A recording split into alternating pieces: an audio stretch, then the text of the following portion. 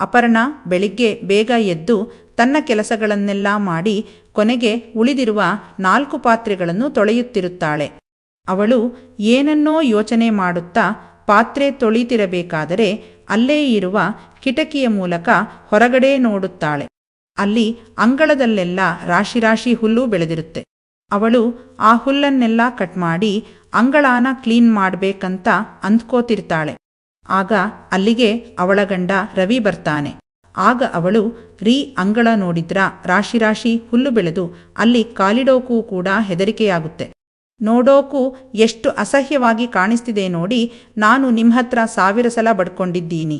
Sunday ರಜೆ ಇದ್ದಾಗ ಇಡೀ ದಿನ ಮಲಗಿ ನಿದ್ದೆ ಮಾಡ್ತೀರಾ, ಆದ್ರೆ ಆ ಕೆಲಸನ ಮಾತ್ರ ಮಾಡೋದಿಲ್ಲ. ಎಲ್ಲ ನಾನೇ ಮಾಡಿ ಸಾಯ್ಬೇಕಂತ ಬಡ್ಕೋತಾಳೆ. ಆಗ ಅವಳ ಹತ್ತಿರ ಬಂದ ರವಿ ಅವಳ ಕೆಂಪು ಹೂವನ್ನು ಅದುಮುತ್ತಾ, ಏನೇ ನಂಗೆ ಬೈತೀಯಾ ನೀನು? ಅಂಗಳದಲ್ಲಿರೋ ಹುಲ್ಲು ಕಟ್ ಮಾಡೋದು ಹಾಗಿರ್ಲಿ, ಮೊದಲು ನಿನ್ನ ಕಾಚಾದೊಳಗೆ ರಾಶಿ ಬೆಳೆದಿರೋ ಹುಲ್ಲನ್ನ ಕಟ್ ಮಾಡು. ಅದೆಷ್ಟು ಅಸಹ್ಯವಾಗಿ ತೋರುತ್ತೆ ಗೊತ್ತಾ? ಎಲ್ಲ ಹೆಂಗಸರು ಆ ಜಾಗವನ್ನ ಎಷ್ಟು ಕ್ಲೀನ್ ಮಾಡಿ ಇಟ್ಕೋತಾರೆ. ನೀನೂ ಇದೀಯಾ? ಇವತ್ತು ಸಂಜೆ ನಾನು ಬರೋಕ್ಕಿಂತ ಮುಂಚೆ ಅದನ್ನ ಪೂರ್ತಿ ಕ್ಲೀನ್ ಮಾಡಿ ನಯಸ್ಸಾಗಿ ಮಾಡಿಡು. ನಾಳೆ ಸಂಡೆಯಾಗಿರೋದ್ರಿಂದ ಇವತ್ತು ರಾತ್ರಿ ಪೂರ್ತಿ ಎಂಜಾಯ್ ಮಾಡೋಣ ಅಂತಾನೆ. ಮತ್ತು ಅವಳ ದೊಡ್ಡ ಬಲೂನುಗಳನ್ನು ಹೊರಗೆ ತೆಗೆದು ಸುಮಾರು ಹೊತ್ತು ಅದರ ಜೊತೆ ಆಟ ಆಡಿ ಹಾಲು ಕುಡಿದು, ನನಗೆ ಆಫೀಸಿಗೆ ಟೈಮ್ ಆಗ್ತಿದೆ, ನಾನು ಹೊರಡಬೇಕು ಅಂತ ಗಡಿಬಿಡಿಯಲ್ಲಿ ಹೊರಡ್ತಾನೆ.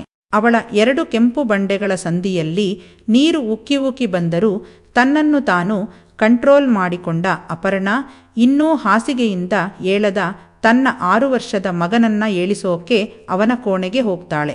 ನಂತರ ಅವನನ್ನ ಏಳಿಸಿ ಹಲ್ಲುಜ್ಜಿಸಿ ಸ್ನಾನ ಮಾಡಿಸ್ತಾಳೆ. ನಂತರ ಶಾಲೆ ಯೂನಿಫಾರ್ಮ್ ಹಾಕಿ ಪುಸ್ತಕವನ್ನೆಲ್ಲ ಬ್ಯಾಗಿಗೆ ತುಂಬಿ ಡೈನಿಂಗ್ ಟೇಬಲ್ ಹತ್ತಿರ ತರ್ತಾಳೆ. ನಂತರ ಅವನಿಗೆ ತಿಂಡಿ ಬಡಿಸಿ ಹೊಟ್ಟೆ ತುಂಬಾ ತಿಂಡಿ ತಿನ್ನಿಸ್ತಾಳೆ. ಸರಿಯಾದ ಸಮಯಕ್ಕೆ ಶಾಲೆ ಬಸ್ ಬಂದು ಹಾರ್ನ್ ಹಾಕುತ್ತದೆ. ಆಗ ತನ್ನ ಮಗನಿಗೆ ಬ್ಯಾಗ್ ಹಾಕಿದ ಅಪರ್ಣಾ ಅವನನ್ನು ಬಸ್ ಹತ್ತಿಸಿ ಮನೆಗೆ ಬರುತ್ತಾಳೆ. ಈಗ ಮನೆಯಲ್ಲಿ ಯಾರೂ ಇಲ್ಲ. ಟಿವಿ ಆನ್ ಮಾಡಿದ ಅವಳು ತಟ್ಟೆಗೆ ತಿಂಡಿ ಹಾಕೊಂಡು ಟಿವಿ ನೋಡುತ್ತಾ ತಿಂಡಿ ತಿನ್ನುತ್ತಾಳೆ. ತಿಂಡಿ ತಿನ್ನುವಾಗ ಗಂಡ ಹೇಳಿ ಹೋದ ಮಾತುಗಳೇ ಅವಳ ಮನಸ್ಸಲ್ಲಿ ಓಡಾಡುತ್ತಿರುತ್ತದೆ.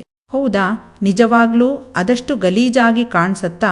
ನೋಡೋಣ ಅಂತ ತಾನು ಮಲಗುವ ಕೋಣೆಗೆ ಹೋಗಿ ಬಟ್ಟೆಯೆಲ್ಲವನ್ನು ತೆಗೆದು ಮಂಚದ ಮೇಲಿಟ್ಟು ಮೈ ಮೇಲೆ ಏನೂ ಇಲ್ಲದಂತೆ ಕನ್ನಡಿ ಮುಂದೆ ನಿಲ್ಲುತ್ತಾಳೆ. ಅಪರ್ಣಾ ಎಲ್ಲರಿಗಿಂತ ಹೆಚ್ಚಾಗಿ ತನ್ನನ್ನು ತಾನು ಪ್ರೀತಿಸುತ್ತಿದ್ದಳು. Self love is the best love ಅನ್ನೋ ಪಾಲಿಸಿನ ಅವಳು ಫಾಲೋ ಮಾಡ್ತಿದ್ಲು. ಈಗ ಅವಳು ತನ್ನ ಸೌಂದರ್ಯವನ್ನು ನೋಡಿ ಹೆಮ್ಮೆ ಪಡೋಕೆ ಶುರು ಮಾಡ್ತಾಳೆ. ನಿಜ ಹೇಳ್ಬೇಕಂದ್ರೆ ಅಪರ್ಣಾ ಒಬ್ಬಳು ಅಪ್ರತಿಮ ಸುಂದರಿ. ಶಿಲ್ಪಿಯ ಕೆತ್ತನೆಯಿಂದ ಮೂಡಿಬಂದ ಅಪ್ರತಿಮ ಮೂರ್ತಿಯಂತೆ ಅವಳ ಎಲ್ಲಾ ಅಂಗಾಂಗಗಳು ಪರ್ಫೆಕ್ಟ್ ಆಗಿದ್ದವು. ಒಂದು ಮಗುವಾದರೂ ಕೂಡ ಹಣ್ಣುಗಳು ಜೋತು ಬೀಳದೆ ತುಂಬಾನೇ ಗಡುಸಾಗಿತ್ತು. ಅವಳು ತನ್ನೆಲ್ಲ ಅಂಗಾಂಗಗಳನ್ನು ನೋಡಿ ಹೆಮ್ಮೆಪಟ್ಟು ಕೊನೆಗೆ ತನ್ನ ಹೂವನ್ನು ನೋಡುತ್ತಾಳೆ. ನಿಜವಾಗಲೂ ಅವಳ ಹೂವಿನ ಬಣ್ಣ ಕೆಂಪು, ಆದರೆ ಈಗ ಅದರ ಮೇಲೆ ಸಾಕಷ್ಟು ಹುಲ್ಲುಗಳು ಬೆಳೆದು ಕೆಂಪು ಹೂವಿನ ಸೀಳು ಕಾಣಿಸುತ್ತಿರಲಿಲ್ಲ. ಅದನ್ನು ನೋಡೋಕೆ ಅವಳಿಗೆ ಅಸಹ್ಯ ಆಗ್ತಿತ್ತು. ಹೌದು, ನನ್ನ ಗಂಡ ಹೇಳಿದ್ದು ಸರಿ ಅಂತನ್ನಿಸಿ ಈಗಲೇ ಹೋಗಿ ಹುಲ್ಲುಗಳನ್ನೆಲ್ಲ ಕ್ಲೀನ್ ಮಾಡಬೇಕಂತ ಅಂದ್ಕೊಂಡು ಬಾತ್ರೂಮಿಗೆ ಹೋಗ್ತಾಳೆ. ಅಲ್ಲಿರುವ ಶೇವಿಂಗ್ ಬ್ಲೇಡನ್ನು ತೆಗೆದು ಎಲ್ಲವನ್ನೂ ಕ್ಲೀನ್ ಮಾಡಿ ನಯಸ್ಸು ಮಾಡಬೇಕು ಅಂದ್ಕೊಂಡು ಬ್ಲೇಡನ್ನು ಹೂವಿನ ಮೇಲೆ ಇಟ್ಟಾಗ ಅವಳಿಗೆ ಭಯ ಆಗೋಕೆ ಶುರುವಾಗುತ್ತೆ. ಈ ಮೊದಲೇ 1 ಸಲ ಹುಲ್ಲನ್ನು ಬೋಳಿಸಲು ಹೋಗಿ ಅವಳ ಹೂವಿನ ಮೇಲೆ ಗಾಯವಾಗಿ ರಕ್ತ ಸುರಿದಿತ್ತು. ಅದರಿಂದ ಅವಳಿಗೆ ಪ್ರತಿದಿನ ಗಾಯ ಗುಣವಾಗುವವರೆಗೆ ಪೈಪಿನಿಂದ ಉಪ್ಪು ನೀರು ಬಿಡಲು ಕಷ್ಟವಾಗುತ್ತಿತ್ತು. ಹೂವಿನಿಂದ ಉಪ್ಪು ನೀರು ಹೊರಗೆ ಬರುತ್ತಿರುವಂತೆ ಅವಳಿಗೆ ತುಂಬಾನೇ ನೋವಾಗುತ್ತಿತ್ತು. ಜೀವ ಹಿಂಡಿದಂತೆ ಭಾಸವಾಗುತ್ತಿತ್ತು. ಅದನ್ನೆಲ್ಲ ನೆನೆದು ಹೆದರಿದ ಅಪರ್ಣಾ ಬ್ಲೇಡನ್ನು ಅದಿದ್ದ ಜಾಗದಲ್ಲೇ ಇಡುತ್ತಾಳೆ ಮತ್ತು ತನ್ನ ಗಂಡನ ಟ್ರಿಮ್ಮರಿನ ಮೂಲಕ ಎಲ್ಲಾ ಕ್ಲೀನ್ ಮಾಡಲು ನಿರ್ಧರಿಸ್ತಾಳೆ. ಹಾಗಾಗಿ ಅವಳು ಅವನಿಗೆ ಕಾಲ್ ಮಾಡಿ ಟ್ರಿಮ್ಮರ್ ಎಲ್ಲಿದೆ ಅಂತ ಕೇಳ್ತಾಳೆ. ಆಗ ಅವನು ನಗುತ್ತಾ, ಹೇ ಹುಚ್ಚಿ, ಅದು ಗಡ್ಡ ತೆಗೆಯೋಕಿರೋದು ಕಣೆ, ನಿನ್ನ ಹೂವಿನ ಮೇಲಿರೋ ಹುಲ್ಲುಗಳನ್ನು ಕಟ್ ಮಾಡೋಕಿರೋದಲ್ಲ ಅಂತಾನೆ. ಆಗವಳು, ಎಲ್ಲಿದೆ ಹೇಳ್ರಿ ಪ್ಲೀಸ್ ಅಂತಾಳೆ. ಆಗ ಅವನು, ಬಾತ್ರೂಮಲ್ಲಿ ಬ್ಲೇಡಿದೆ ನೋಡು, ಅದನ್ನ ಯೂಸ್ ಮಾಡು, ಎಲ್ಲ ಕ್ಲೀನಾಗಿ ಕಟ್ಟಾಗಿ ನಯಸಾಗುತ್ತೆ ಅಂತಾನೆ. ಆಗವಳು, ರೀ ನನ್ಗೆ ಅದರಿಂದ ಕಟ್ ಮಾಡೋಕೆ ತುಂಬಾನೇ ಭಯ ಆಗುತ್ತೆ. ಅಲ್ಲಿ ಗಾಯ ಏನಾದ್ರೂ ಆದ್ರೆ ನಾನು ವಾರವಿಡೀ ಹಿಂಸೆ ಅನುಭವಿಸ್ಬೇಕಾಗುತ್ತೆ. ಜೊತೆಗೆ ರಾತ್ರಿ ನಿಮಗೆ ನನ್ನ ಹೂವಿಗೆ ಮಾಡೋಕು ಕೂಡ ಆಗಲ್ಲ. ದಯವಿಟ್ಟು ಎಲ್ಲಿದೆ ಹೇಳ್ರಿ ಅಂತಾಳೆ.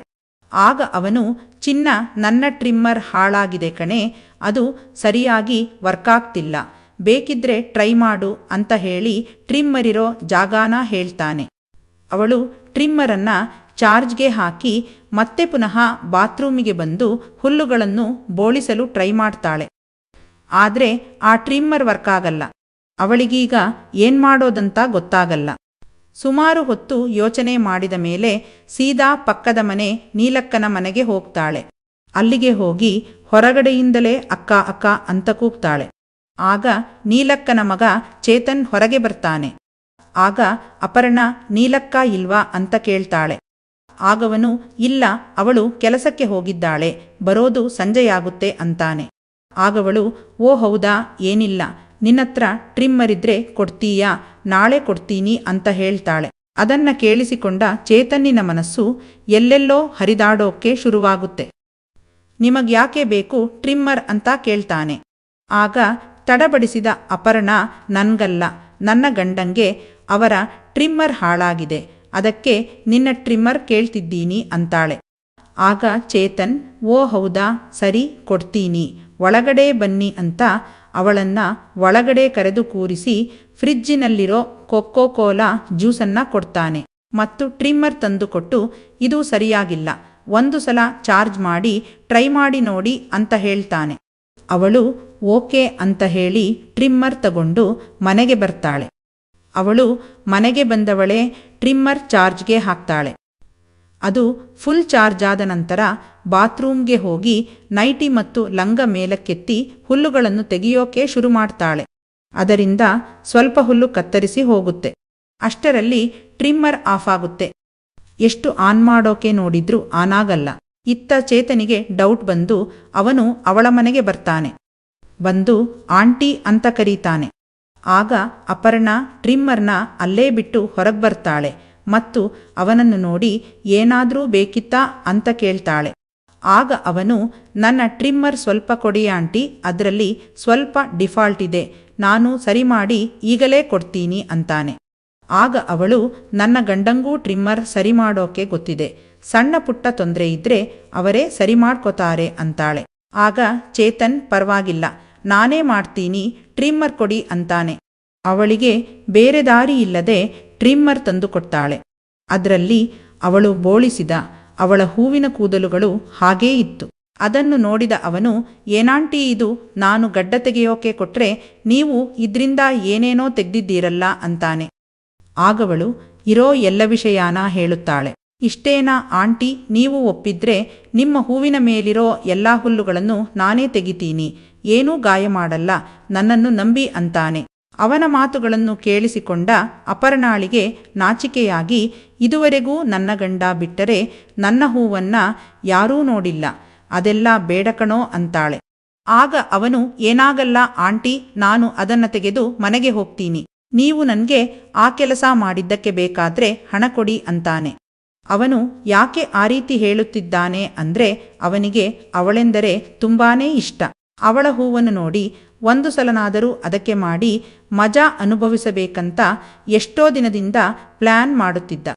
ಈಗ ಬಿಟ್ಟರೆ ಇಂಥ ಚಾನ್ಸ್ ಮತ್ತೆ ಸಿಗಲ್ಲ ಅಂದುಕೊಂಡ ಅವನು ಈ ರೀತಿ ಪ್ಲಾನ್ ಮಾಡಿದ್ದ.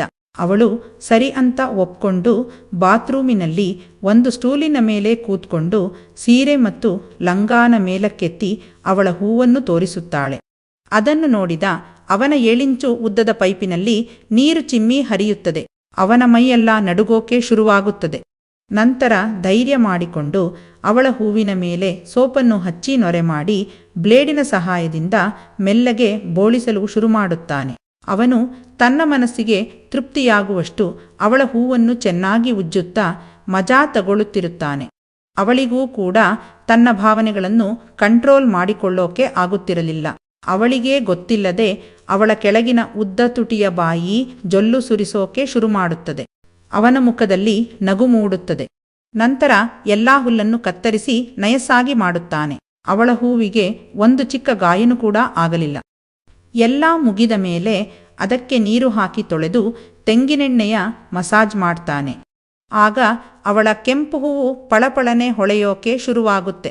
ನಂತರ ಅವನು, ನಾನಂತೂ ನಿಮ್ಮ ಹೂವನ್ನು ನೋಡುವಷ್ಟೂ ನೋಡಿ ಕಣ್ಣು ತುಂಬಿಸಿಕೊಂಡಿದ್ದಲ್ಲದೆ ಮುಟ್ಟಿ ಕೂಡ ಮಜಾತಗೊಂಡಾಯ್ತು. ಈಗ ನಿಮ್ಮ ಸರದಿ, ನೀವು ನನ್ನ ತಮ್ಮನನ್ನು ನೋಡ್ತೀರಾ ಅಂತ ಕೇಳ್ತಾನೆ. ಅವಳು ನಸುನಗುತ್ತಾ, ಹೂಕಣೋ, ನನ್ಗೆ ನಿಂದು ನೋಡ್ಬೇಕಂತ ತುಂಬಾ ಆಸೆಯಾಗ್ತಿದೆ, ತೋರ್ಸು ಅಂತಾಳೆ. ಅವನು ಮೆಲ್ಲಕ್ಕೆ ಪ್ಯಾಂಟ್ ತೆಗೆದು ಚಡ್ಡಿಯೊಳಗಿರೋ ತನ್ನ ತಮ್ಮನನ್ನು ಹೊರಗೆ ತೆಗೆದು ತೋರಿಸ್ತಾಳೆ. ಅವಳು ಅದಕ್ಕೆ ಎಣ್ಣೆ ಹಾಕಿ ಮಸಾಜ್ ಮಾಡಿ ತನ್ನ ಸುರಂಗ ಮಾರ್ಗದೊಳಗೆ ಬಿಟ್ಟುಕೊಳ್ಳುತ್ತಾಳೆ. ಎಲ್ಲ ಮುಗಿದ ನಂತರ ರವಿ ಬಂದರೆ ಕಷ್ಟ ಅಂದ್ಕೊಂಡು ಚೇತನ್ ಮನೆಗೆ ಹೋಗ್ತಾನೆ. ಸ್ವಲ್ಪ ಹೊತ್ತಿನ ನಂತರ ರವಿ ಮನೆಗೆ ಬರ್ತಾನೆ. ಬಂದವನೇ ಅಂಗಳದಲ್ಲಿ ಹುಲ್ಲೆಲ್ಲ ಹಾಗೇ ಇದೆ, ನೀನಿನ್ನೂ ಅದನ್ನೆಲ್ಲ ಕಟ್ ಮಾಡಿಲ್ವಾ ಅಂತ ಕೇಳ್ತಾನೆ.